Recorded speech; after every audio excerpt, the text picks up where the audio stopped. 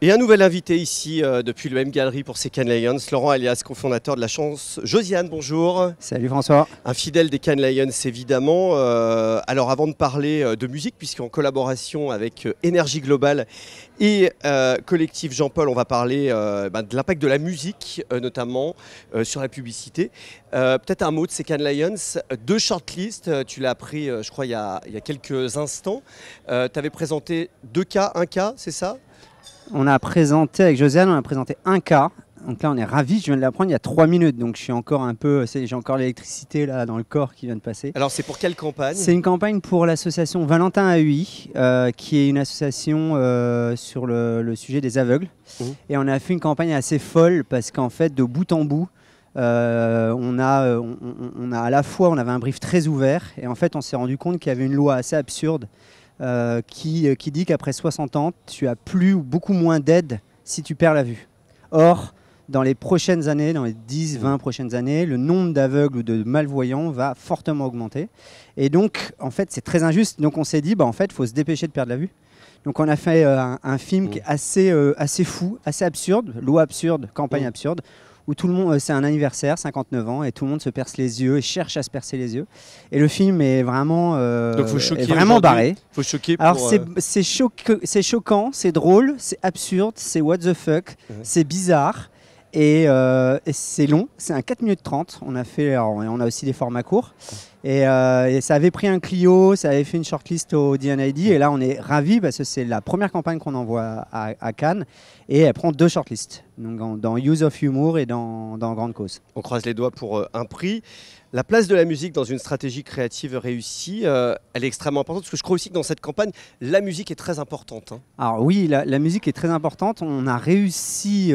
en bougeant ciel et terre à avoir avec ces yeux-là de Charles Aznavour. Donc là, la musique, elle donne du sens et elle ramène une touche d'absurdité dans le film. Il faut vraiment le regarder pour comprendre. Et en fait, dans le film, à un moment, il y a un disque qui se met vraiment à l'intérieur du film, qui se met à jouer.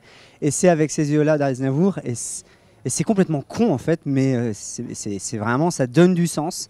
Et je pense que c'est ça la musique. La musique, elle peut tuer un chef-d'œuvre comme elle peut complètement embellir un truc qui est moyen. Et souvent, ça a été le parent pauvre un peu de la pub. Et je pense que la musique revient fortement. Je pense que Intermarché y a été pour beaucoup ces dernières années. Exactement. Et en fait, on va chercher de la Madeleine de Proust. Nous, on avait fait aussi Novotel, où pareil, on avait été chercher une Madeleine de Proust. Et en fait, il y a ce pouvoir émotionnel qui est extraordinaire. C'est quoi les erreurs fréquentes qu'on fait dans l'utilisation de la musique dans la publicité en fait ? Souvent, on croit que la musique, c'est un truc de post-prod. Ouais. En fait, si la musique est un truc de prépa ou de conception, je pense que ça change tout.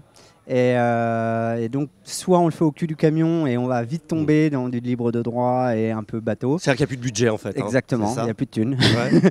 Soit on se dit, ça fait partie inhérente de la création. Nous, on a été beaucoup challengés là-dessus, notamment, je parlais de Novotel tout à l'heure par Groupe Accor.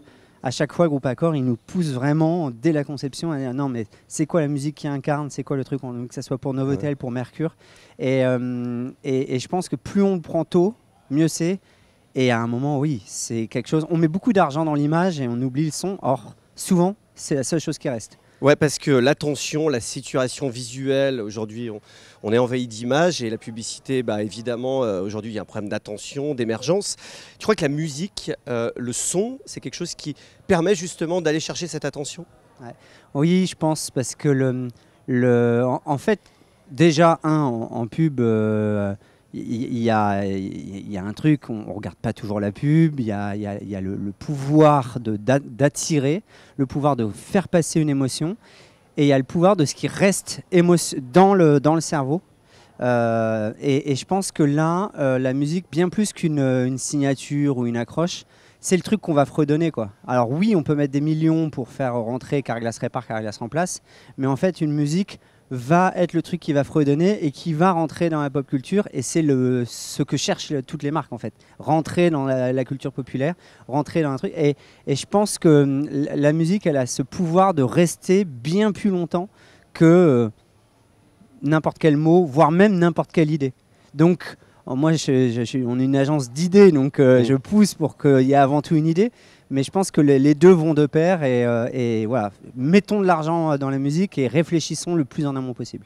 Eh ben merci beaucoup Laurent. Merci François. On croise les doigts, évidemment, peut-être les premiers lions pour l'agence Josiane. Exactement, on croise les doigts, merci.